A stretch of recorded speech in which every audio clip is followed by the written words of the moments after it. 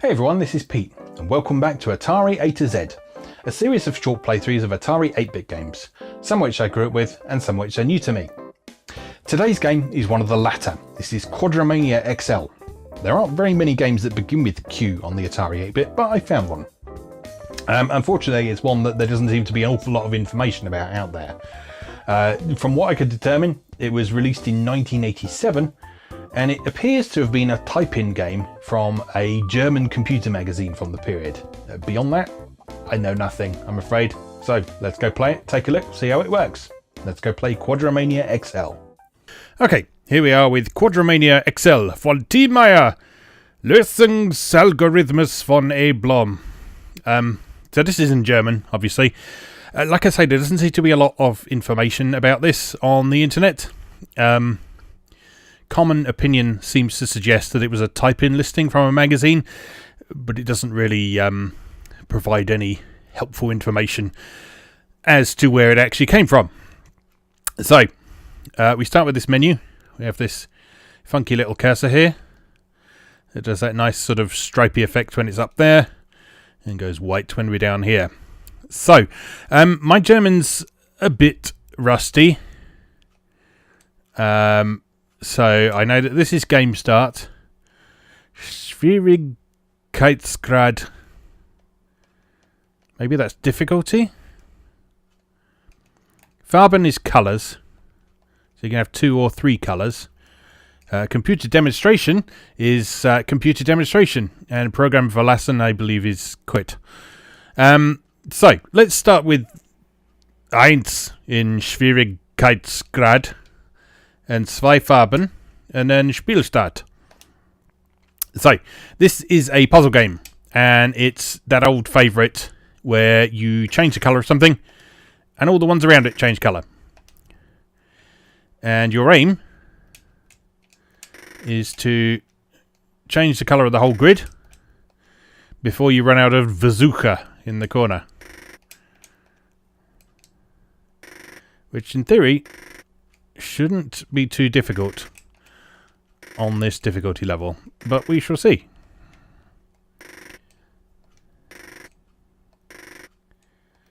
So controls are dead simple. You just move the cursor around with the joystick and press the fire button to change the colour of something. And that takes 1 away from your bazooka count.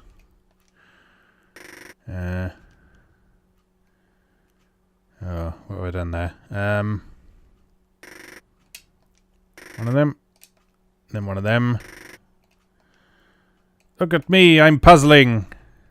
Let's get rid of some of these easier ones first before we worry about that bit in the corner there. Because that looks awkward.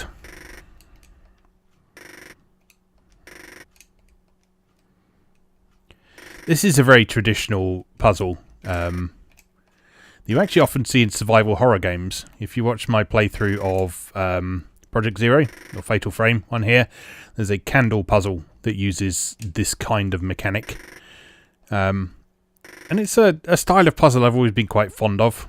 Not really sure why. But, well, there you go. Oh, God. I've got 10 bazookas left.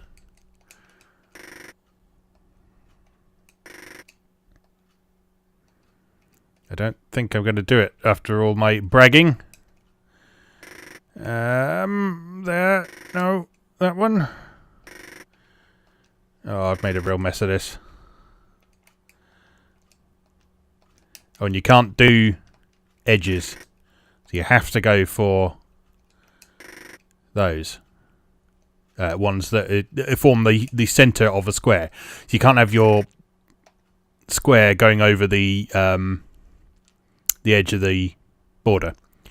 Tja, Sie haben leider keine Zeuge mehr übrig. Knopf für Neustart.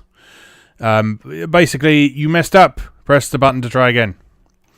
Alright, let's have one more go on that basic difficulty, and then we'll have a look at what the other options do. So, shall we start with the more difficult stuff? I don't know. I don't know if that's wise. Alright, let's do that one. And then that one. And then that one. No, that's just making a mess, isn't it?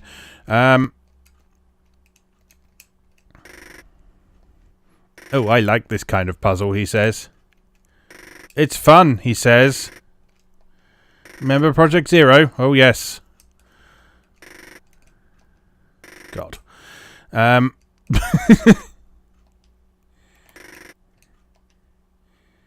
humiliating myself. But it's all in the name of entertainment. You know what? Let's start again, because I feel like I've inefficiently used my moves there. So one more try on this basic difficulty. Again, let's just get rid of these easy ones first before worrying about seemingly impossible patterns to deal with.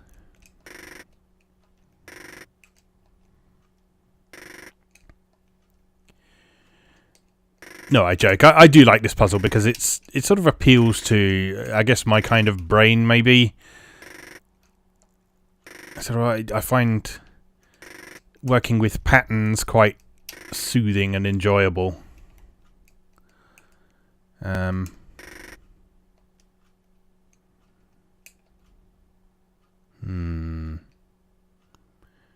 What to do there, everybody? How about that? And then that. Does that help? Not really.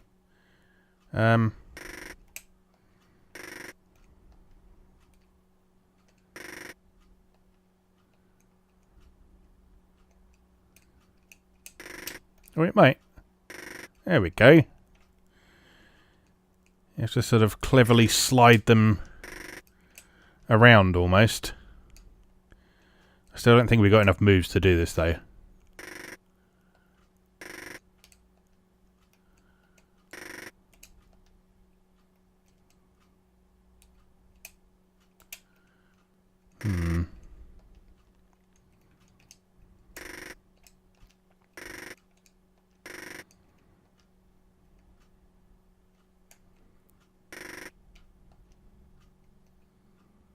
That doesn't look right. Oh no. No, that's clearly wrong. Yeah,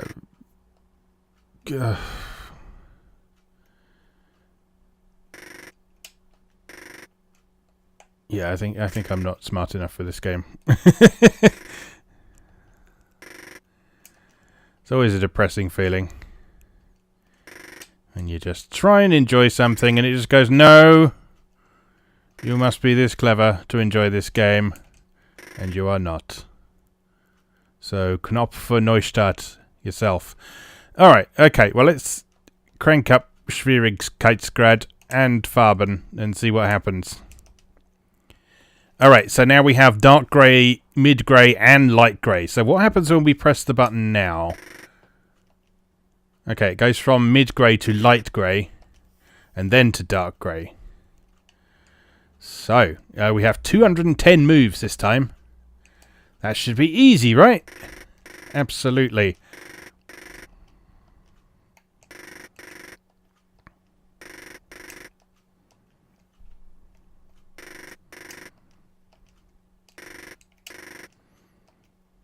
Yeah, I've totally got this. Absolutely, positively, totally got this. Look at my pro square clearing skills.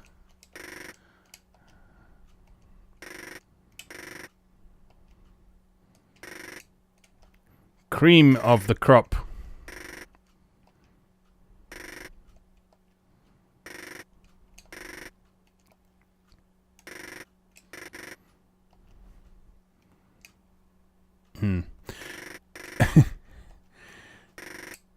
See, at this level, it's kind of even hard to see where the easy ones to deal with are going to be. Just because you've got those different colours going on. You've got so many overlapping ones.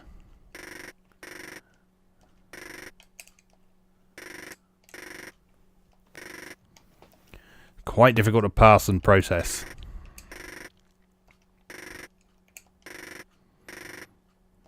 No bad thing though. It is nice to have a challenge now and then.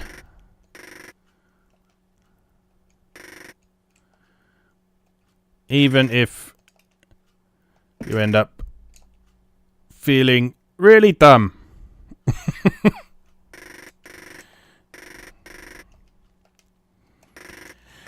This is not the same kind of game at all, but this is vaguely reminding me of a PS2 game that I played a while back called Detonator. That was very sort of grid-based and about changing colours. The mechanics were very different in that one. It was all about sort of sandwiching things in between other things. What am I doing? I'm not paying attention at all. Let's just make some pretty patterns, shall we? Yeah, so Detonator is a really cool puzzle game.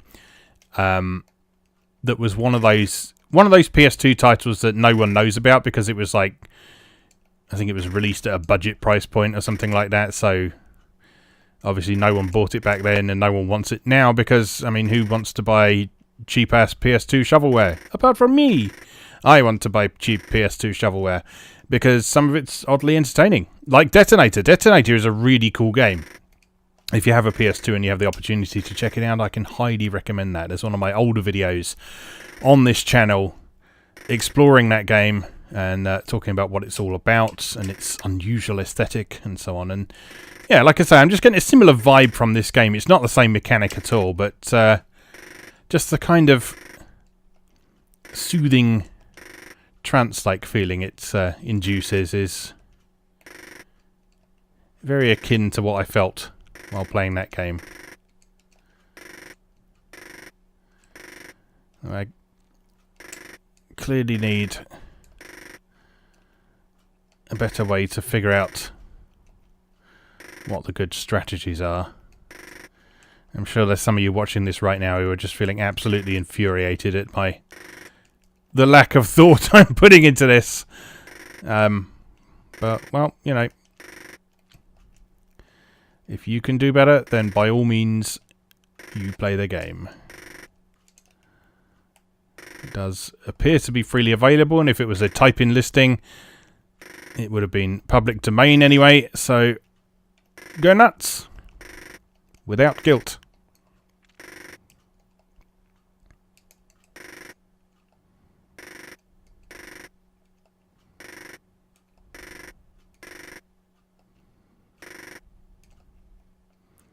$75 moves left.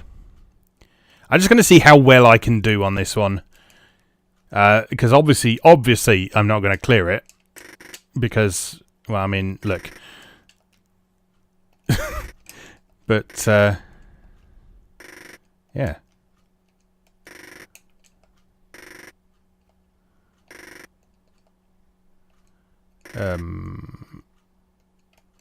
No? Oh, no.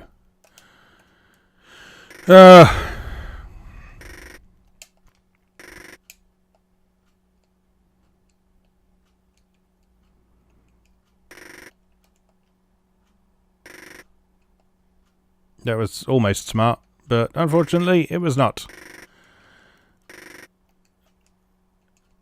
Can I move that over in a clever sort of way? No, I'm just making a mess there again. Alright, let's move over here and have a play with this corner. Let's see what goes on down here.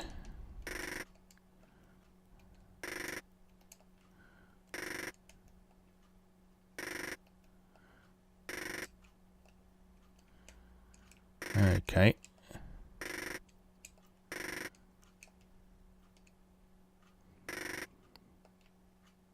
No, that's not right.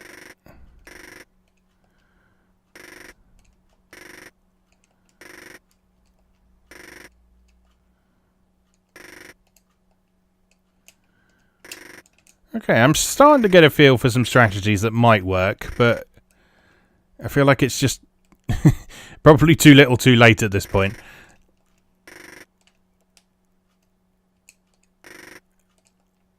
I just haven't really got the knack, I guess. 17 moves left.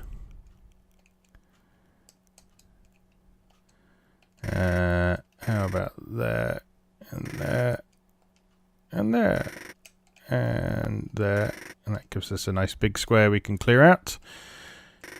I'm not sure if the best strategy is to try and create the big squares and then clear them, because that seems like it might be inefficient. But it's hard to tell without sort of analysing this a bit more deeply. And that's not really what we're here for. Anyway. That was Quadromania XL by T. Meyer, whoever that is, with Lösungsalgorithmus by A. Blum. So, as always, thank you very much for watching, and I'll see you again next time. Thanks for watching. If you enjoyed this video, please help out the channel by leaving a like or a comment and subscribing. New episodes of Atari A to Z are on Tuesdays and Atari ST A to Z on Thursdays. Check out atariatoz.wordpress.com for a full archive. Do please also check out my other projects moegamer.net, where I explore Japanese and Japanese-inspired games from yesterday and today, and videopackgames.wordpress.com, which aims to catalogue a small but well-formed library of the Philips G7000 Videopack computer, also known as the Magnavox Odyssey 2. You can also support my work on Patreon or buy me a coffee. You can find links to do both down in the video description. Thanks again, and I'll see you next time.